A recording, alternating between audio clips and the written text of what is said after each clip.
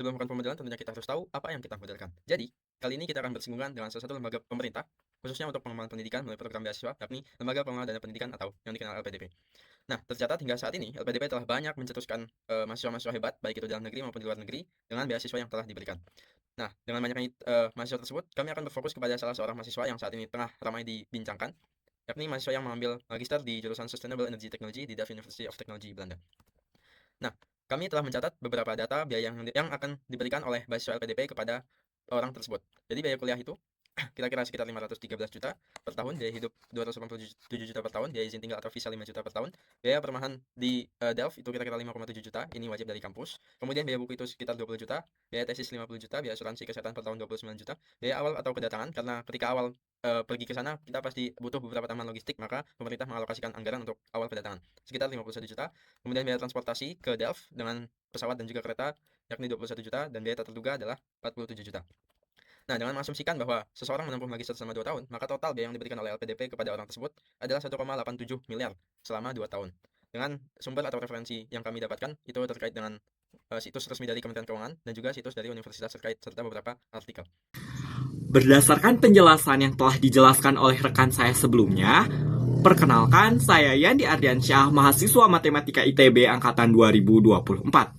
Teman-teman semua, pernahkah kita berpikir bahwa beasiswa bukan hanya sekedar angka di atas kertas, bukan hanya tentang miliaran rupiah yang diberikan, tetapi tentang sesuatu yang diam-diam terus bertumbuh, bahkan saat kita tidak menyadarinya.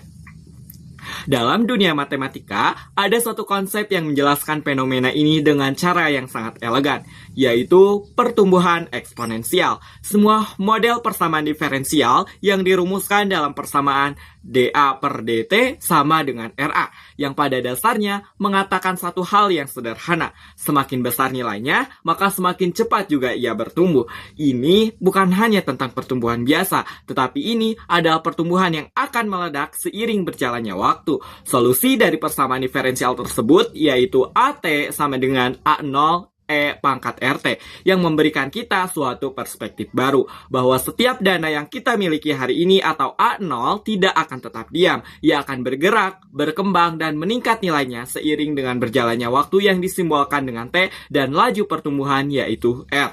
Artinya bukan sekedar berjalan, tetapi waktu akan memperkuat suatu nilai. Sekarang, bayangkan ini. Dana beasiswa yang kita terima hari ini bukan hanya membantu kita belajar. Ia adalah investasi hidup. Nilainya bukan hanya Rp 1 miliar atau 2 miliar saja, tetapi sesuatu yang bisa berlipat, berkembang, dan menciptakan dampak jauh lebih besar di masa depan. Sekian, akan dilanjutkan oleh rekan saya. Oke, jadi saya akan bahas modal saldo utang dari permasalahan kami. Jadi tentu saja model saldo utang ini bentuknya pertumbuhan tak terbatas dengan suatu keluhan konstan, yakni pembayaran yang kita lakukan berkala. Nah, jadi persamaan ini memodalkan saldo utang. Ya, ada pertumbuhan dan semacam peluhan konstannya. Rincian variabelnya adalah sebagai berikut, dan tentu saja kita bisa menambahkan kondisi awal.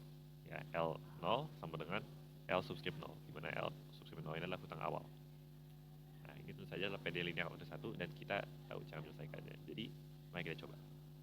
Kita mulai dari persamaan diferensial awal ini, atur ulang, dan kita kalikan dengan faktor integrasi E pangkat min RT, agar ruas kiri dapat diubah bentuknya jadi ini menurut aturan perkalian. Lalu jika kita mengintegralkan kedua sisi terhadap T, kita mendapatkan ini. Nah, lalu tinggal atur ulang sedikit, dapatlah persamaan eksplisit untuk hutang. Nah, tapi tentu saja ini masih ada C yang kita belum tahu, jadi kita tentukan dulu C. Jadi ini persamaan kita tadi, kita substitusikan 0 dan kita dapat L0 tadi sesuai pemodelan di awal. Jadi kita evaluasi L0 dan kita dapat ini karena E pangkat R kali 0 adalah 1. Kita pindah min P per R nya ke kanan, kita dapat C sama dengan L0 tambah P per R. Nah, karena kita sudah dapat C, kita bisa substitusikan ke persamaan awal kita dan kita dapat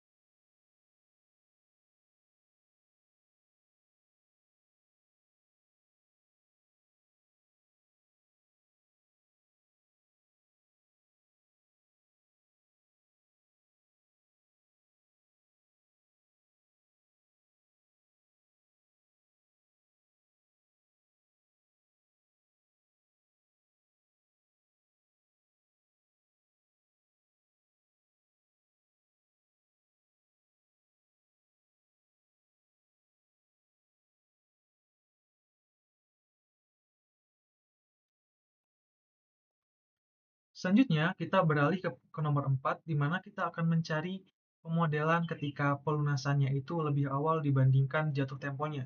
Nah, berdasarkan rumus solusi yang diperoleh dari nomor 2, kita mendapatkan LT sama dengan P per R ditambah L0 min P per R dikali E pangkat RT.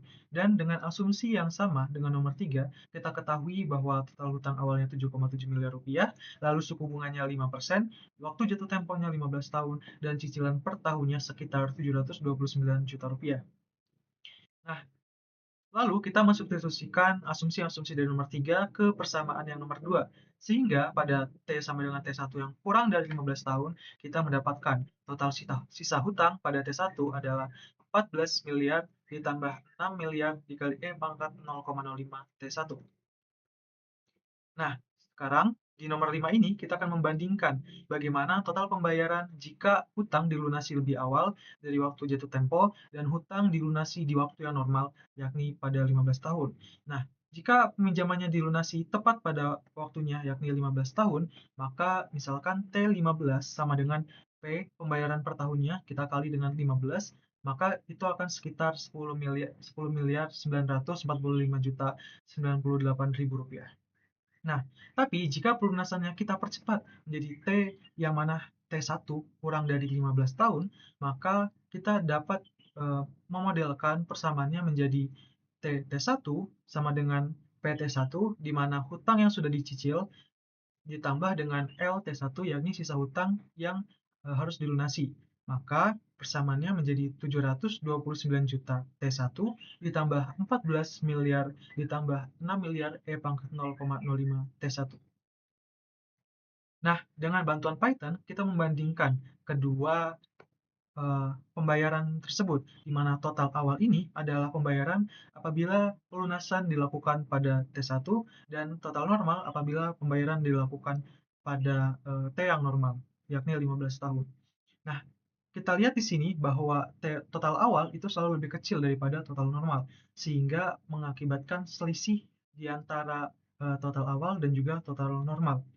Nah, hal ini mengindikasikan bahwa penghematan terjadi ketika kita melunasi pembayaran yang lebih awal dari 15 tahun. Nah, kenapa begitu? Karena dengan melunasi pinjaman yang lebih cepat, akumulasi bunga yang kita bayarkan akan menjadi lebih sedikit, lalu menunjukkan adanya penghematan. Dan keuntungan yang lainnya adalah pelunasan di awal ini dapat mengurangi kewajiban untuk membayar di waktu-waktu yang masa depan. Nah, tapi ada beberapa kerugian pelunasan yang lebih awal, seperti kebutuhan dana besar dalam waktu singkat untuk melunasi sisa hutang yang ada, lalu mengurangi jumlah dana atau likuiditas untuk kebutuhan yang lainnya, karena kita gunakan dana kita semua untuk melunasi sisa hutang atau LT1. Nah, yang terakhir, semakin dekat dengan T-nya 15 di sini, kita lihat bahwa selisihnya akan menjadi lebih kecil. Artinya, pelunasan lebih awal menjadi tidak signifikan. Nah, demikianlah presentasi dari kelompok kami. Terima kasih banyak. Baik, berdasarkan penjelasan yang telah dipaparkan, kita dapat mengambil beberapa kesimpulan. Yang pertama, pertemuan dana beasiswa yang dimodelkan dengan persamaan diferensial DA/DT sama dengan RA, maka akan memiliki solusi AT sama dengan A0 E pangkat RT. Kemudian, pengembalian dana atau saldo hutang dengan cicilan tetap yang dimodelkan oleh DLDT sama dengan RL dikurang P memiliki solusi umum LT sama dengan P per R ditambah L0 dikurang P per R dikali E pangkat RT. Kemudian, kita juga dapat menghitung besar cicilan tetap apabila kita ingin membayar total 7,7 miliar, kemudian dengan bunga 5% dan juga waktu pelunasan 15 tahun. Dengan syarat waktu pembayaran Dengan syarat sisa pelunasan ketika waktu 15 tahun adalah 0, maka diperoleh persamaan P sama dengan R kali L0 dibagi 1 dikurang E pangkat minus RW. Atau hasil estimasi yang didapatkan dengan cicilan tetap kira-kira 729 juta per tahun. Nah, apabila kita ingin melunasi hutang lebih awal, jadi ketika waktunya belum 15 tahun, kita dapat memiliki hutang sisanya adalah sebagai berikut. Dengan misalkan kita ingin melunasi di T1, maka LT1 sama dengan P per R ditambah L0 min P per R dikali E pangkat RT1, atau secara numerik sebagai berikut.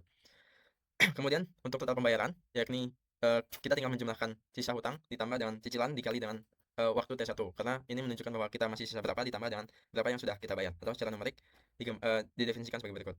Nah, apabila kita ingin melakukan pelunasan sesuai jadwal, maka totalnya adalah cicilan dikali waktu pelunasan. Interpretasi yang dapat diambil adalah semakin lama waktu pelunasan, maka cicilan per tahun akan semakin kecil. Kemudian semakin besar suku bunga, maka cicilan per tahun akan semakin besar.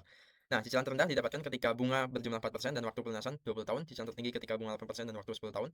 Kemudian, meskipun cicilan lebih kecil untuk waktu yang lebih lama, total pembayaran jadi lebih besar karena akumulasi bunga akan terhitung lebih banyak.